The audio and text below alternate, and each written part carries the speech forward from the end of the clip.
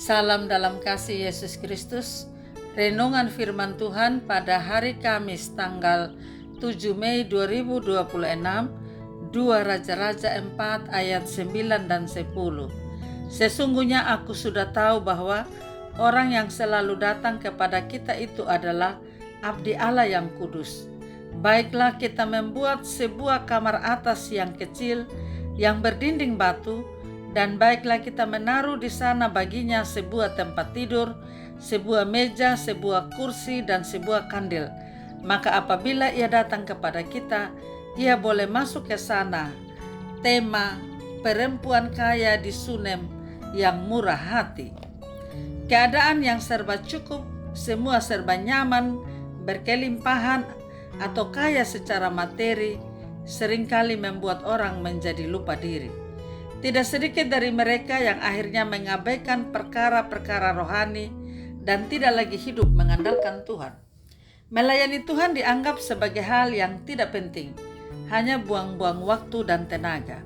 Mereka juga merasa sayang jika harus berkorban untuk pekerjaan Tuhan, karena hati mereka telah melekat dan terpaut pada materi atau harta. Perempuan Sunem yang dikisahkan dalam Alkitab ini bukanlah orang yang lemah, tapi orang yang kaya. Ia tidak hitung-hitungan dengan Tuhan. Ia memberi, mengasihi Tuhan, dan memiliki kerinduan besar melayani pekerjaan Tuhan. Salah satu bukti kasihnya kepada Tuhan dan pekerjaannya adalah ia mengajak suaminya untuk membuat sebuah kamar atau ruangan khusus di rumahnya yang ia peruntukkan bagi hamba Tuhan yang singgah ke rumahnya.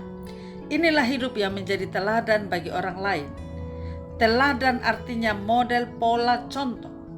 Jika perempuan Sunem ini tidak terlebih dahulu menunjukkan teladan hidup kepada suaminya, sulit rasanya ia bisa mengajak atau mempengaruhi suaminya untuk mendukung pelayanan Tuhan. Alkitab mengatakan bahwa setiap orang yang menunjukkan kasih, perhatian, atau menyambut hamba Tuhan, utusannya dengan baik, pasti Tuhan perhitungkan. Mereka akan menerima upah untuk setiap korban dan jerih lelahnya. Selagi ada kesempatan, jangan pernah sia-siakan waktu untuk melayani Tuhan. Banyak orang ketika mencapai puncak cenderung menjadi buta terhadap kebutuhan di sekitarnya. Namun perempuan Sunem memiliki mata rohani yang tajam. Ia mengenali bahwa Elisa adalah abdi Allah yang kudus.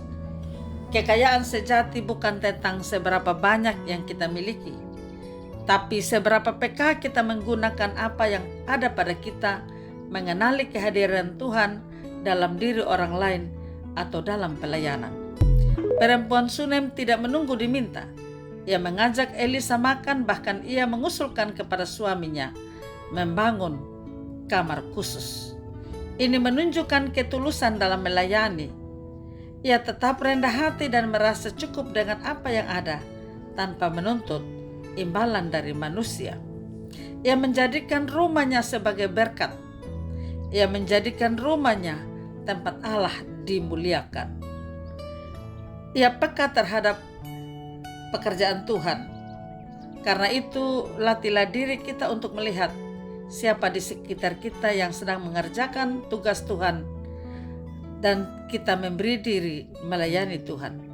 Kekayaan perempuan Sunem adalah sarana, tetapi hatinya adalah persembahan.